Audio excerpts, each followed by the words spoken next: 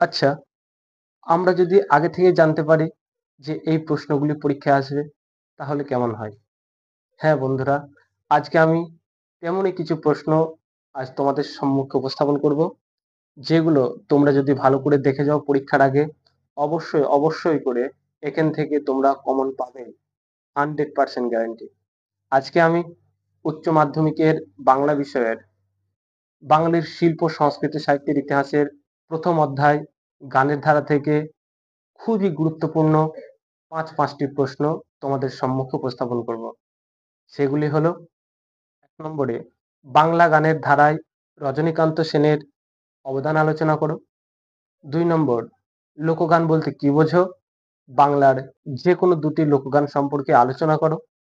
৩ নম্বর, বাংলা গানের ধারায় রবীন্দ্রনাথ ঠাকুরের অবদান সংক্ষেপে আলোচনা করো, অথবা বাংলা সঙ্গীতের ধারায় রবীন্দ্রসঙ্গীতের অবদান বিষয়ে আলোচনা করো। ৪ নম্বর কোশ্চেন, বাংলা গানের ইতিহাসে মান্না দের অবদান আলোচনা করো। এবং সর্বশেষ ৫ নম্বর কোশ্চেন হলো, বাংলা সঙ্গীতের ধারায় কাজী নজরুল ইসলামের অবদান আলোচনা করো।